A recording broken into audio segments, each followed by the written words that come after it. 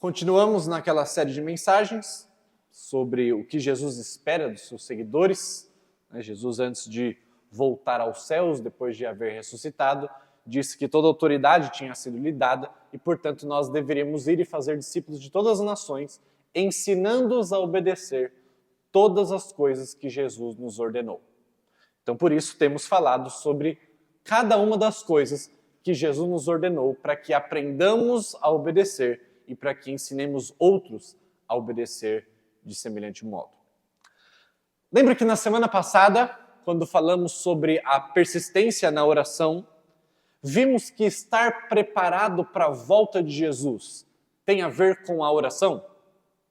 Hoje, vamos ver que estar preparados para a volta de Jesus está condicionado a alguma coisa além da oração.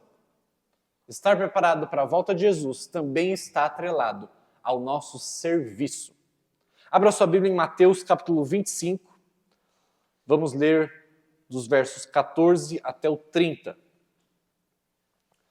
Evangelho segundo Mateus, capítulo 25. Leremos os versículos 14 até o 30.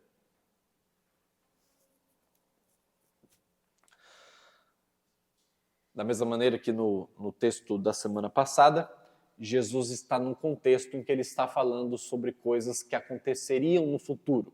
Especificamente aqui, ele está dando uma série de parábolas, histórias, ilustrações sobre a realidade da sua segunda vinda, que ainda nós aguardamos. Então, dentro desse contexto, a palavra de Deus diz assim: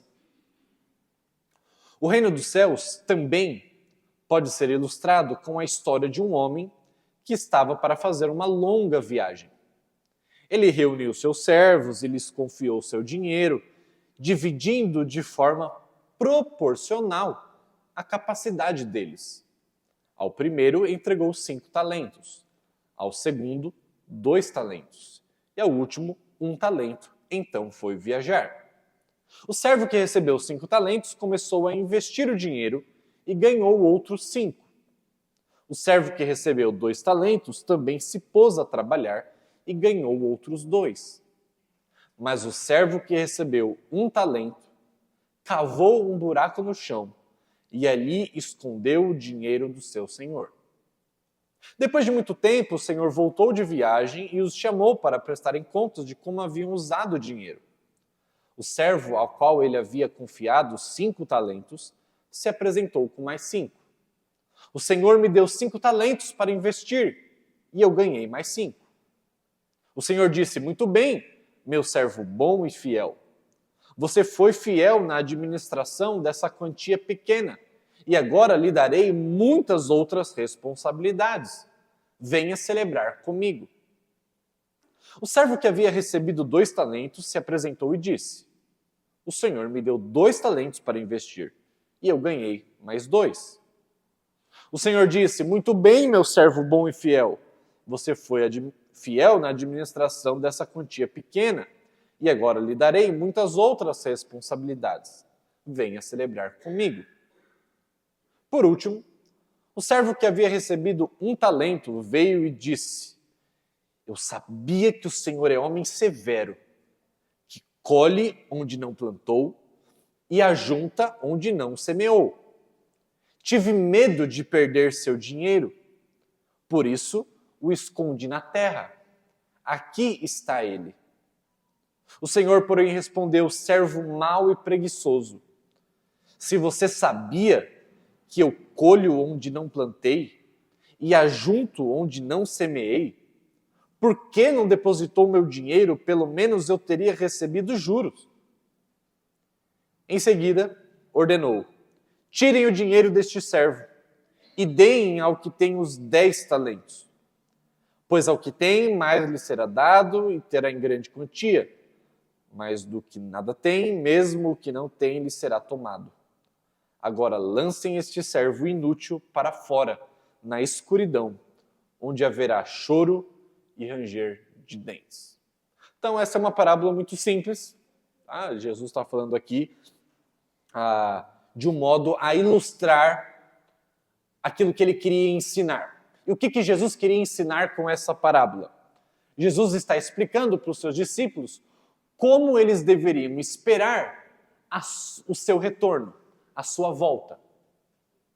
Jesus está anunciando que ele não vai ficar com eles ali para sempre, que ele vai voltar ao Pai, e nesse período, enquanto ele estiver com o Pai, é necessário que os discípulos façam algo. E Jesus está ensinando como eles devem esperar, como eles devem viver à luz do dia em que Jesus voltará. E aqui uma coisa importante para a nossa vida. A Bíblia ensina que a perspectiva que nós temos do futuro, ela molda a nossa postura no presente. Recentemente teve uma grande... Para quem investe na Bolsa de Valores, sabe que houve um caos aí recentemente, porque o mundo está prevendo um grande colapso. E aí, por conta de algumas questões que aconteceram recentemente, nessas últimas 2 semanas, todo mundo começou a vender as suas ações e, com isso, as ações despencam das empresas. Para desespero dos investidores que não venderam as suas ações. O ponto é, aquilo que os investidores acreditam que vai acontecer no futuro, não tem nada palpável ainda, mas eles estão prevendo que algo vai acontecer e isso faz com que no presente eles tomem alguma medida. Jesus está ensinando que a perspectiva que temos do que vai acontecer no futuro faz com que nós nos posicionemos no presente de maneira coerente. Por isso que ele está ensinando sobre isso. E ele vai falar que a maneira que nós devemos nos posicionar no presente, à luz da volta de Jesus, é com serviço. Ok, antes de explicar a parábola em si, existe uma palavra na parábola que é repetida muitas vezes e é o centro da história que Jesus conta, que é esse tal de talentos. O Senhor lá distribuiu talentos para os seus servos, que naquela época era uma medida de dinheiro. Tá? Então era na verdade, é até difícil dizer o quanto valia um talento naquela época, porque talento, na verdade, era um peso. E aí, dependendo do material, então se fosse ouro, ou se fosse prata, ou se fosse bronze, isso tinha um valor. Tá? Então, talento era uma medida de tempo, de valor, de peso, e que dependendo do material, isso tinha um valor. Tá? Então, é difícil precisar, embora a gente vai chegar num ponto que eu vou dar uma estimativa do quanto aquilo valia, mas é importante dizer que essa palavra grega, talenton, da onde a gente vem talento, ela simbolizava uma quantia, mas uma quantia significativa de dinheiro, ok? Isso é bom a gente entender. Era uma quantia não pouca, não. Era uma quantia significativa de dinheiro. E é interessante, muito interessante, que até essa parábola, por exemplo, a maneira como a gente usa talento hoje em dia, já não tem nada, pelo menos na nossa língua, já não tem nada mais a ver com uma questão monetária. Né? A gente não fala, me dá um talento aí. Não existe isso na nossa língua, tá? Então, a gente pode falar, ir no cabeleireiro e pedir pro cara dar um talento no cabelo, alguma coisa assim, mas nada que diz respeito a uma quantia de dinheiro. Agora, interessantemente, por conta do uso dessa palavra grega, que tinha essa ideia de uma quantidade de dinheiro, por conta do uso que Jesus faz dessa palavra nesse contexto, é daqui que surge a ideia que nós tratamos a palavra talento hoje, como desenvolver um potencial, alguma habilidade, algum dom.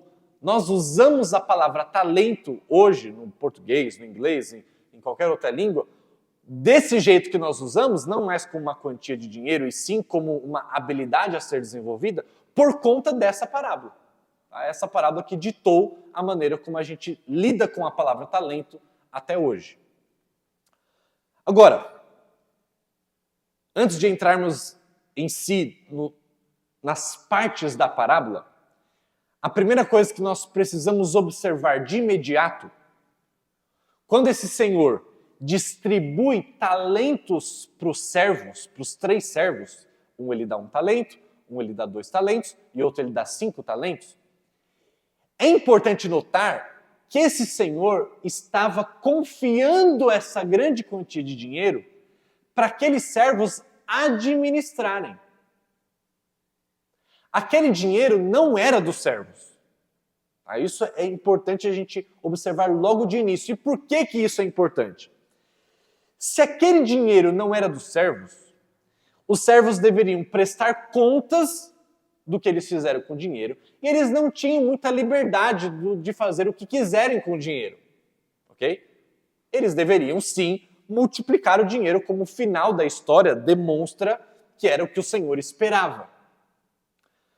Eu vou fazer já uma aplicação para nós aqui, de imediato. A maneira como nós falamos de talentos hoje precisa respeitar o mesmo objetivo que aquele senhor na história tinha quando ele entregou a quantia de dinheiro para cada um. Ou seja, aquilo que recebemos de Deus não é nosso. Ok? Não é nosso. Deus nos deu para administrar. E aqui eu quero que você amplie sua mente na maneira como você está interpretando talentos hoje em dia. Eu não estou falando só de aptidões, qualificações. Eu estou falando de uma maneira muito mais abrangente. O nosso tempo, Deus nos concede para nós administrarmos para Ele.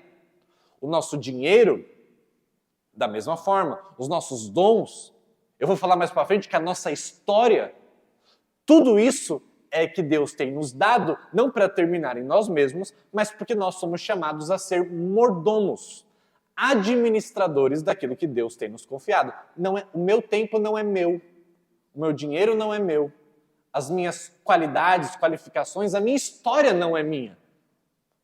Da mesma maneira que os talentos, quantia de dinheiro que foi dado para aqueles servos, não era deles e eles deveriam multiplicar aquilo para o seu Senhor. Ok? Nada é nosso. Nós somos chamados a administrar aquilo que é de Deus. Tendo dito isso, eu vou resumir a parábola em 3 tempos. Ok? São 3 tempos que estão aqui sendo descritos nessa parábola. O primeiro tempo é o tempo em que o Senhor está preparando-se para fazer uma longa viagem, o texto fala disso, uma longa viagem, e ele então distribui uma quantia de dinheiro para cada servo, esperando que eles rendessem segundo a proporção que eles receberam. Tá? Esse é o primeiro tempo da parábola. Um homem, um senhor com muito dinheiro, que está se preparando para viajar, uma viagem muito longa, e distribuir esse dinheiro aos seus servos. Esse é o primeiro tempo da parábola. O segundo tempo da parábola é quando justamente esse senhor vai embora e esses servos precisam fazer com que o dinheiro renda. Cada um recebeu, segundo o texto bíblico, segundo a sua capacidade. Isso diz lá no versículo 15. E o Senhor sabe que tem alguns deles que sabem fazer melhor com o dinheiro do que outros. Por isso que para um ele deu 1, para esse que para outro ele deu 2 e para esse que para o outro ele deu 5. Porque ele sabe que alguns têm mais capacidade de fazer render do que outros. Então ele distribuiu segundo a capacidade de cada um. E isso não é diminuir os seus servos. E isso não é injusto, porque o Senhor também esperava receber segundo a proporção que ele tinha distribuído para cada um e segundo a capacidade de cada um. Ele não esperou a mesma coisa dos 3 servos. Repare, se você já não reparou, na leitura do texto bíblico, quando o primeiro servo que recebeu 5 talentos e multiplicou para 10, chegou para o Senhor e apresentou, o Senhor respondeu a ele da mesma maneira, exatamente, que ele respondeu ao que recebeu 2 talentos e ganhou mais 2. Da mesma maneira. Ele não disse, você ganhou mais 5, então aqui você vai ficar nesse nível. Você ganhou só mais 2, então você vai ficar nesse. Não, ele respondeu de igual modo. Entra no gozo do teu Senhor. Parabéns, você foi fiel no pouco, sobre muito te colocarei. Da mesma maneira, porque ele esperou proporcional ao que ele deu. Então esse é o segundo tempo da parábola, é o tempo em que o Senhor já foi embora e eles estão tendo que render o dinheiro que o Senhor confiou a eles. O terceiro servo, né, é negligente, diferente dos outros dois que multiplicaram o dinheiro. O terceiro servo, por medo, guardou o dinheiro enterrado, para que não acontecesse nenhuma coisa. Era a forma mais segura na época, mais segura do que colocar no banco naquela época. E o terceiro servo, fez isso. Esse é o segundo tempo da parábola. E o terceiro tempo da parábola é quando o Senhor volta e ele presta contas daquilo que os seus servos fizeram com o seu dinheiro. Então, são três tempos em que, dentro do contexto em que Jesus está colocando essa parábola, ele está querendo ilustrar algo escatológico. O que é escatologia? Escatologia é a doutrina dos fins dos tempos, tá? Que não necessariamente tem a ver com o futuro. Muitas vezes a gente fala de escatologia, a gente pensa algo que está no futuro. Não está errado. Mas o fim dos tempos já começou, então tem como a gente falar de fim dos tempos, de escatologia, de uma perspectiva já passada. Por exemplo, a primeira vinda de Jesus Cristo é um evento escatológico, mesmo que tenha ficado no passado. Ok? Então, os profetas já estavam anunciando a primeira vinda de Jesus como esse evento escatológico. Agora, então eu quero te convidar a pensar, antes de analisarmos esses três tempos escatológicos, tá, que Jesus está ilustrando com essa parábola, eu quero te convidar a pensar comigo por que o terceiro servo não fez como os dois primeiros. Não rendeu o dinheiro e sim escondeu. Aquele servo, além de demonstrar medo, o que faz ele não fazer o que ele teria que fazer, ele tem uma visão muito equivocada, errônea, até ofensiva do seu senhor. Muito. O que recebeu um talento e deixou enterrado na terra. Por que eu estou dizendo isso? Porque lá no texto bíblico, o servo diz, com muita audácia, para o Senhor, quando ele vem prestar contas. Ele diz o seguinte, abre aspas, eu sabia que você colhe onde não semeou. Eu sabia que o Senhor é um Senhor severo, que colhe onde não semeou.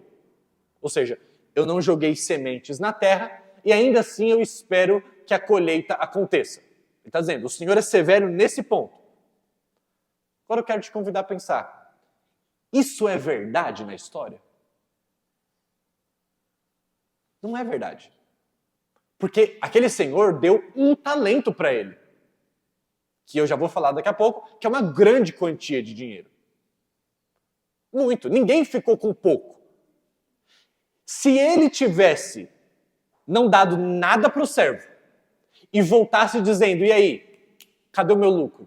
O servo falou, poxa, eu sou pobre, eu não tenho dinheiro nenhum, você não me deu nada, como é que eu vou fazer multiplicar nada? Nada de nada é nada. Aí sim ele poderia falar, o Senhor é severo e o Senhor está querendo colher onde o Senhor não plantou. Mas não é verdade. O Senhor deu uma grande quantia de dinheiro, um talento era muita coisa. Mas o servo tinha uma visão equivocada do seu Senhor. E por uma visão equivocada do seu Senhor, ele tomou atitudes equivocadas. Outro parênteses aqui. A visão que nós temos de Deus vai ditar a maneira como nós nos posicionamos no presente. A maneira como nós nos comportamos. Não só a maneira como nós acreditamos do futuro vai ditar a maneira como nos comportamos hoje, mas a maneira como vemos a Deus vai ditar a maneira como nós nos comportamos hoje. Assim como esse Senhor, esse servo. Ele achou que o Senhor era injusto. Ele achou que o Senhor era um Senhor perverso. E, portanto, ele teve medo do Senhor, ao invés de encarar que era um privilégio que o Senhor deu para ele, uma grande quantia de dinheiro ele ter em mãos, que era algo arriscado, e que ele poderia fazer render. Mas ele não encarou da perspectiva do privilégio, e sim do medo. Um medo equivocado, um medo errôneo, porque ele não tinha consciência do caráter do seu Senhor. O Senhor não estava pedindo aquilo que ele não deu previamente.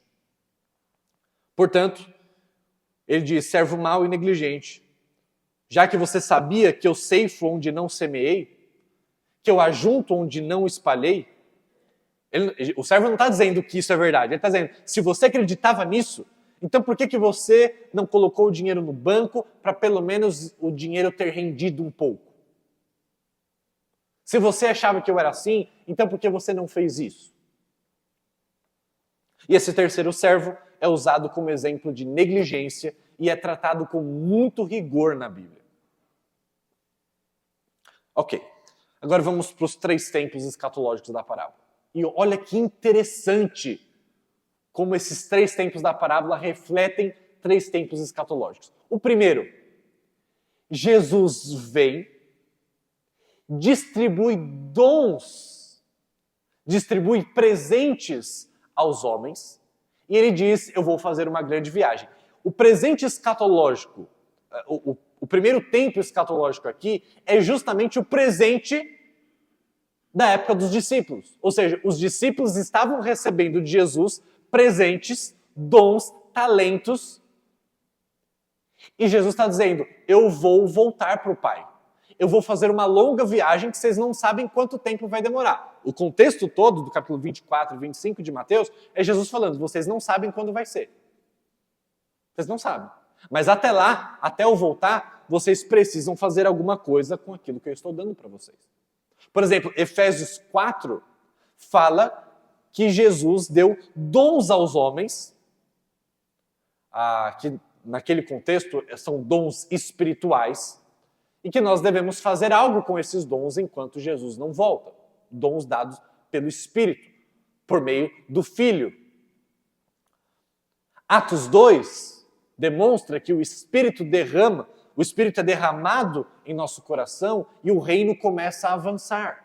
Ou seja, a vinda de Jesus inaugura essa entrega desses presentes, desses talentos, dessa quantia, entre aspas, de dinheiro que nós devemos render. Esse é o primeiro tempo da parábola, que equivale à primeira vinda de Jesus e à distribuição de dons, talentos, a distribuição do seu Espírito. Tem um segundo momento da parábola, em que é o agora. Jesus já foi, nós temos seu Espírito, nós temos os dons dados pelo Espírito, nós temos o Evangelho, nós temos uma série de coisas que nós devemos fazer render até que ele venha. E tem o terceiro momento da parábola, que é justamente quando Jesus volta e ele exige contas de nós, o que nós fizemos com aquilo que ele nos entregou. E o que eu quero fazer agora é mostrar o que nós podemos aprender então com esses 3 tempos escatológicos e que podemos aprender com essa parábola. E a primeira coisa, eu quero tirar 4 lições pelo menos. A primeira lição é que Cristo confiou tesouros à igreja. E não é qualquer tesouro, e não é pouco tesouro. Talento, embora a gente tenha essa dificuldade de definir exatamente quanto era, existem indícios extra-bíblicos que nos apontam para mais ou menos um equivalente a 20 anos de salário mínimo, um talento. Okay? 20 anos de salário mínimo, um talento. Então, aquele que recebeu só um, o meu ponto é, recebeu muita coisa. Não era comum que um servo administrasse uma quantia tão grande de dinheiro do seu senhor. Okay? Então, independente de quanto seja, se é um pouco mais, se é um pouco menos, a questão era uma grande quantia de dinheiro. Grande quantia. E o que isso mostra?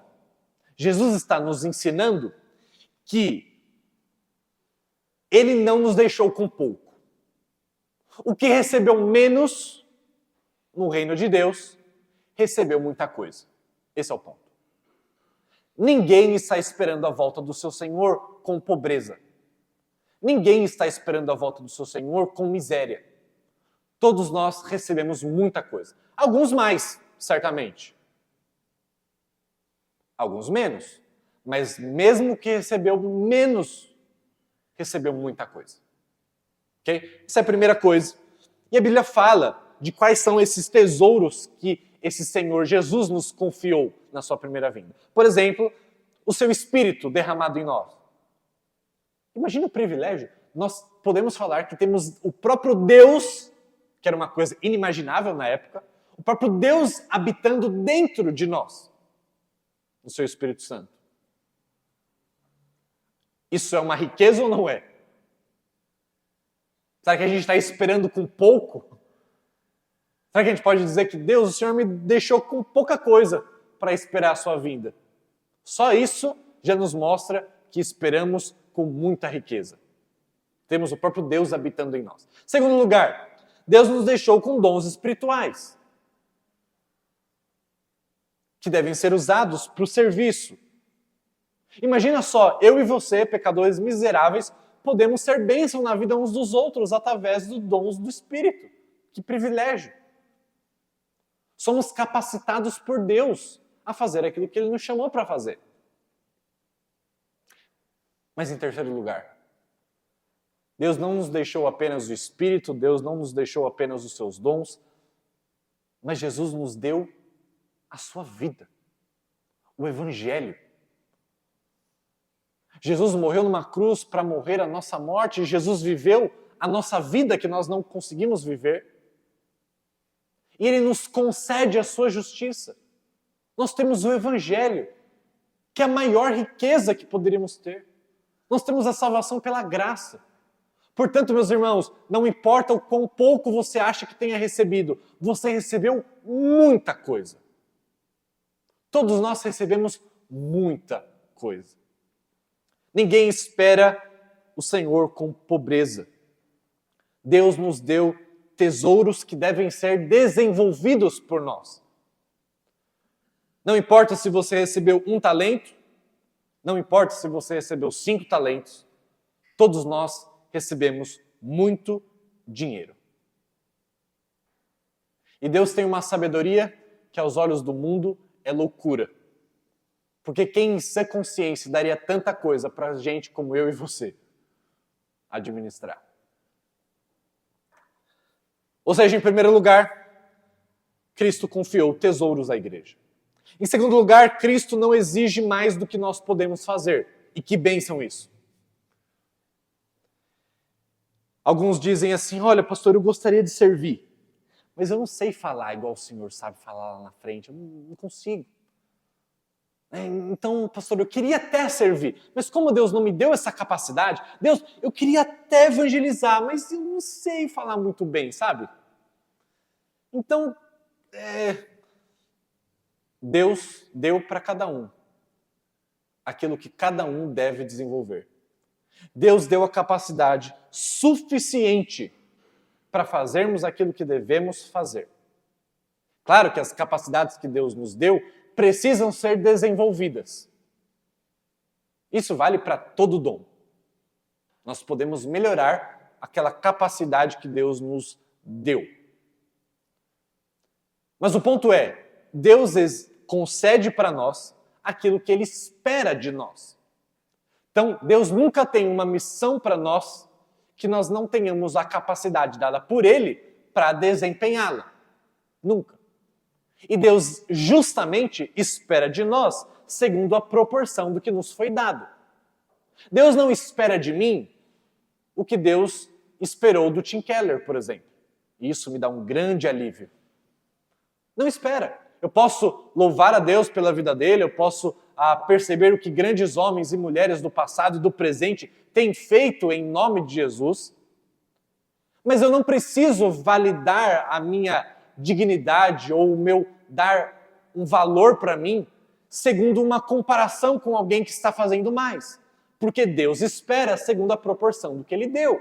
Deus deu muita coisa para o Tim Keller. Deus deu bem menos para mim. E eu posso ficar tranquilo que Deus espera que eu frutifique segundo aquilo que Ele me deu. E você hoje que se acha talvez ali um zero à esquerda, o último depois de ninguém, você pode ter a tranquilidade de que Deus espera de você segundo as suas capacidades, segundo o que Ele te deu. O meu ponto é, Ele te deu muita coisa.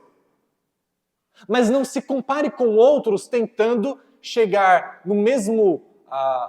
talvez na mesma área ou no mesmo nível do que outros já fizeram ou têm feito, porque Deus espera coisas diferentes de cada um de nós, segundo aquilo que Ele nos deu. sem das nossas capacidades. Eu lembro uma vez, eu fui muito impactado ao ler o livro Confissões de Santo Agostinho, que lá para certa altura do livro, ele está falando sobre a sua história, né, sobre a sua infância, e Agostinho apanhava muito, né, e ele teve uma infância muito dura. E ele diz que agora ele agradecia a Deus pela infância difícil que ele teve, e ele pede a Deus em oração que Deus desse a oportunidade para ele servir de acordo com tudo que ele passou. Ele falou: Deus, obrigado pela infância difícil, Agostinho diz. Obrigado pelas surras, obrigado por tudo que eu passei. Porque a minha história não é minha. A minha história também é algo que o Senhor deu. E junto com a minha história, eu tenho capacidades, eu tenho habilidades, eu estou calejado, eu estou mais pronto a desempenhar certos serviços por causa da história que o Senhor me deu. Então, Deus, me ajude a servi-lo com tudo que eu tenho e tudo que eu sou.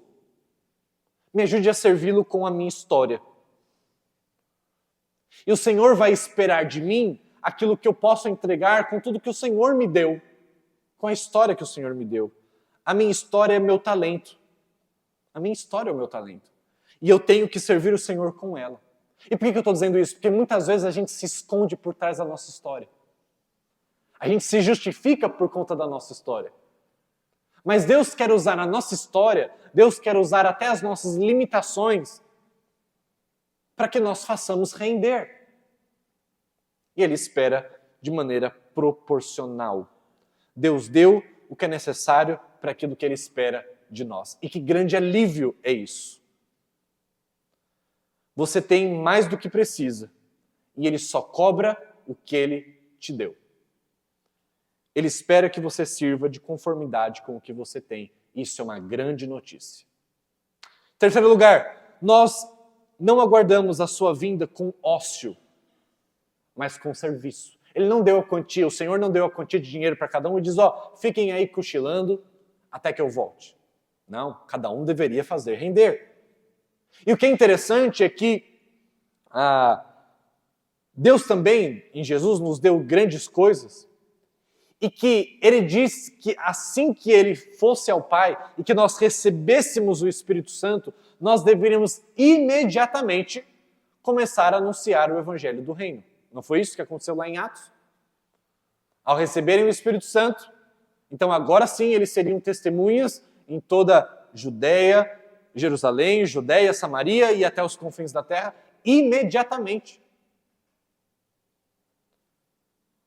E é interessante que nessa parábola, o texto bíblico, no versículo 16, diz que assim que o servo foi viajar, imediatamente o primeiro servo e o segundo, imediatamente começaram a fazer o dinheiro render. Eles poderiam saber, né, que o Senhor ia demorar, eles poderiam tirar um cochilo na rede, eles poderiam ficar um tempo de férias, afinal de contas o Senhor vai demorar, então vamos aqui ficar tranquilos. Quando o Senhor estiver mais ou menos para chegar, a gente começa a acelerar o trabalho, mais ou menos o que talvez alguns empregados façam quando o seu patrão dá uma saída. Mas aqueles servos não fizeram isso. Eles imediatamente começaram a servir. E Jesus está ensinando que o nosso serviço, ele da mesma maneira, deve ser imediato. Porque em outras parábolas, Jesus ensinou que a volta dele, ela não pode ser datada por nós. E por isso nós devemos servir imediatamente. Devemos servir com rapidez, com urgência. Essa é a ideia da parábola. Urgência é esperado de nós. A igreja de Cristo saiu para pregar não só no 3º século, mas imediatamente assim que Jesus viaja. É claro, com o empurrão do Espírito Santo, sim, mas é o mesmo Espírito Santo que eu e você temos. Mesmo. É sempre tempo de servir e o serviço sempre precisa ser urgente. Mas além disso, além de o serviço dever ser imediato, o nosso serviço também tem uma certeza, que é a certeza do lucro. Por exemplo, em 1 Coríntios 15, quando Paulo está falando da ressurreição, ele diz lá no último versículo do capítulo, versículo 58, que nós devemos sempre ser abundantes na obra do Senhor. Por quê? Porque o nosso trabalho em Cristo nunca é vão. O nosso trabalho em Cristo vai sempre render. É isso que ele está ensinando. Nós não precisamos ter medo, nós não devemos enterrar o que nós recebemos, porque é garantido.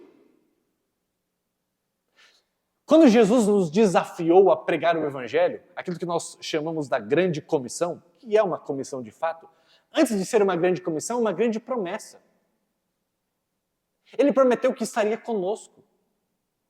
Ele prometeu que os objetivos que ele tinha seriam cumpridos. Ele prometeu, inclusive, que o Evangelho do Reino seria pregado a todas as nações antes que ele voltasse. Perceba, isso não é um pedido.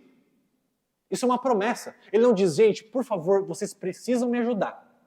Até eu voltar, vocês precisam ter levado o Evangelho para todas as nações. Ele não diz isso. Ele diz, o Evangelho será pregado a todas as nações até que eu volte. Eu garanto para vocês isso. Ou seja, podem pregar, porque eu estou prometendo para vocês que vai render. Vai render. Invistam meu dinheiro porque vai dar certo. Nós esperamos a volta de Cristo com certeza de lucro. Nós devemos apenas servir, de acordo com a proporção que nos foi dada. Em outras palavras, quem investe dinheiro do Senhor sempre tem rentabilidade. Investir nas coisas do Senhor sempre traz lucro, verdadeiro lucro. Buscar em primeiro o reino de Deus e as demais coisas vos serão acrescentadas. Mas temos que aprender uma outra coisa na parábola. Haverá um juízo também. E nesse juízo, na volta do Senhor, nós prestaremos contas do que fizemos com aquilo que recebemos. O juízo final é o momento em que tudo que estava escondido é trazido à tona. E aqueles que serviram com desprendimento, com prontidão, com urgência, terão os seus privilégios multiplicados. Os verdadeiros discípulos que fizeram render não vão receber um pouquinho, mas receberão muito mais do que eles fizeram render. O texto diz no versículo 21, vocês foram fiéis no pouco, ou você foi fiel no pouco, sobre o muito te colocarei. Não é questão que o talento era pouca coisa, tá? Porque alguns podem falar, você falou que talento era pouca coisa, mas o Senhor disse que você foi fiel no pouco. A questão é, o que ele deu, perto do que ele pode dar, é muito pouco. O que recebemos é muita coisa, mas perto do que ainda podemos receber de Deus, é pouco em comparação. E o que ele está prometendo para a gente é, se vocês forem fiéis no pouco, sobre o muito colocarei vocês. Ou seja, perceba um servo miserável. Não tem onde cair morto, que é provavelmente a situação daquela época. Aí ele recebe 5 talentos. Um valor absurdo. E aí o seu senhor fala para ele, olha, você foi fiel no pouco. Você fala, pouco? Eu não tenho nenhum centésimo de talento, o Senhor me deu 5. Como assim é pouco? Mas quando o Senhor fala, isso é pouco, e sobre o muito te colocarei, o que passa na cabeça do servo? O que passa se alguém um dia falou assim, ó, eu quero te dar uma viagem, tá bom? Mas é uma viagem simples. Uma viagem simples. Aí você vê lá, o cara comprou um mês para você no melhor hotel de Paris, ali com tudo que você tem direito. Aí ele fala no final assim, olha, eu dei pouco para vocês, mas eu prometo que... O que passa na sua cabeça? Pouco? É isso que o Senhor está tentando mostrar. Os benefícios serão multiplicados. A nossa fidelidade, por conta da graça de Deus, será multiplicada e Deus nos dará muito mais. E aqui eu não estou falando de teologia da prosperidade, longe de mim. É exatamente o contrário de tudo que a Bíblia ensina. O servo está sendo recompensado com privilégios da administração das coisas do Senhor em muito maior medida. Ele vai ser recebido em festividade. Entra na alegria do teu Senhor, entra no gozo do teu Senhor. Nós não devemos esconder essa realidade. Jesus não escondeu essa realidade. O que precisamos mostrar para as pessoas é que nós devemos receber de Deus, segundo o tempo de Deus, naquilo que Deus prometeu, que não é aqui. Jesus prometeu que aqui a gente ia passar por sofrimento, que a gente ia ter que carregar a nossa cruz. Ainda Deus dá muita coisa para a gente aqui. Deus ainda dá muito conforto, ainda Deus dá muita coisa. Mas o ponto é, nós não devemos esperar ter banquetes no deserto. Esse foi o principal erro do povo de Israel, no deserto. Deus prometeu uma terra prometida, sim, mas a terra prometida não era o deserto. E eles estavam querendo ter banquetes no deserto. Eles não souberam esperar a terra prometida. A teologia da prosperidade é um câncer no evangelicalismo brasileiro, porque ela espera ter banquetes no deserto. Não, a gente não pode negar os banquetes, mas o banquete tem hora certa para chegar. Com a volta do Senhor. Mas não é só privilégios. A volta do Senhor trará juízo também.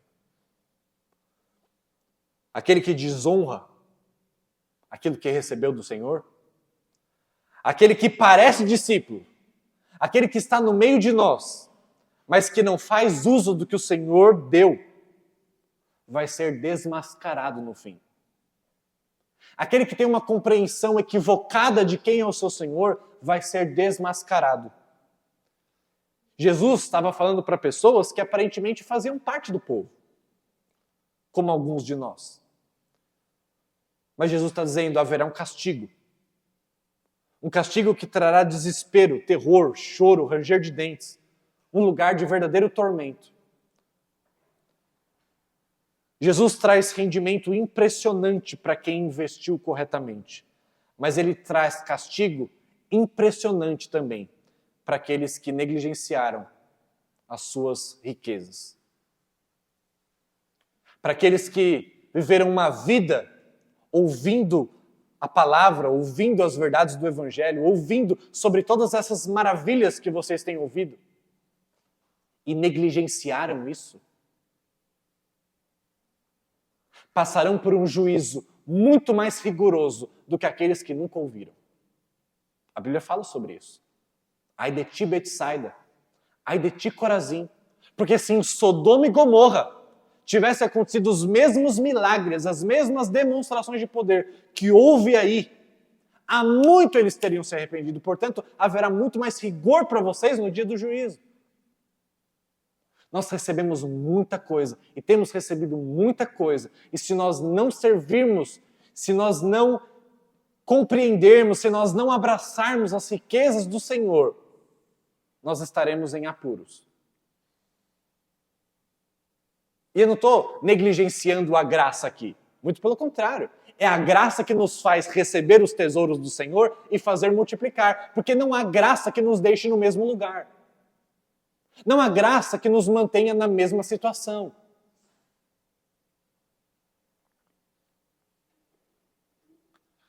Portanto, eu quero terminar essa mensagem fazendo algumas rápidas aplicações. Essa parábola nos ensina como esperar. Então, o que devemos fazer de prático enquanto nós esperamos a volta de Jesus? Primeira coisa, remindo o tempo.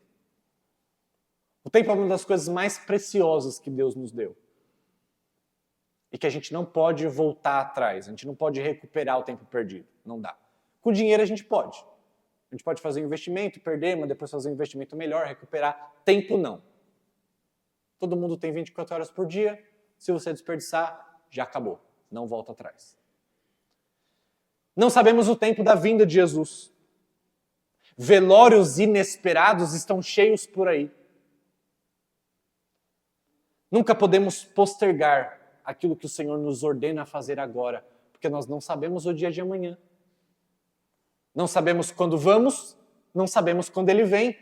Portanto, o serviço tem que ser imediato. Por isso que a administração do tempo que Deus nos deu precisa ser imediata, precisa ser responsável, precisa ser urgente. Infelizmente, nós ouvindo pessoas mais velhas que eu dizendo, fica claro apenas no final da vida, pra gente que o tempo está acabando. Quando a gente é jovem, a gente acha que a gente vai viver para sempre e tem muito tempo para fazer tudo aquilo que a gente quer fazer, ou precisa fazer. Mas a gente vai envelhecendo e a gente vai percebendo que a gente não tem esse tempo todo. E que, portanto, o nosso serviço precisa ser urgente, como foi na época de Jesus, como foi para o apóstolo Paulo. Não há tempo a perder. Nós que somos jovens caímos com muita frequência na tolice de achar que ainda temos muito para viver. Mas a Bíblia nos ensina a contar os dias. A Bíblia diz que o nosso tempo é como um sopro. É como uma neblina que passa rápido. Portanto, o tempo da fidelidade é o agora, é o hoje. Aprendemos também de prático que nós devemos que servir ao próximo. Porque tudo aquilo que nós temos nos foi dado, nos foi confiado, não para nós mesmos, mas para administrarmos para o nosso Senhor. As minhas qualidades não servem para o meu enriquecimento ou para a minha glória, servem para servir aos outros. O meu dinheiro, o meu tempo, todas as coisas que Deus tem me dado devem ser usados para o serviço ao Senhor enquanto eu sirvo ao outro. 1 Coríntios capítulo 4, Paulo diz, o que você tem que você não tenha recebido? O tempo, nós também devemos devolver a Deus. A cada segundo, devemos prestar conta do que fizemos render com o nosso tempo. Eu tenho usado um recurso para a gente ter uma compreensão maior dessa parábola de talentos, já que talento começa com a letra T, 3 coisas para a gente avaliar do que é sermos mordomos daquilo que Deus tem nos dado. Então, talento, 3 T's. Primeiro T, tempo. O que temos feito com o tempo que Deus tem confiado para nós, que é uma grande riqueza. Segundo T, talento no sentido, sim, de habilidades, né, que Deus nos dá, sejam aquelas habilidades sobrenaturais ou habilidades naturais, quais são os talentos que Deus tem nos dado.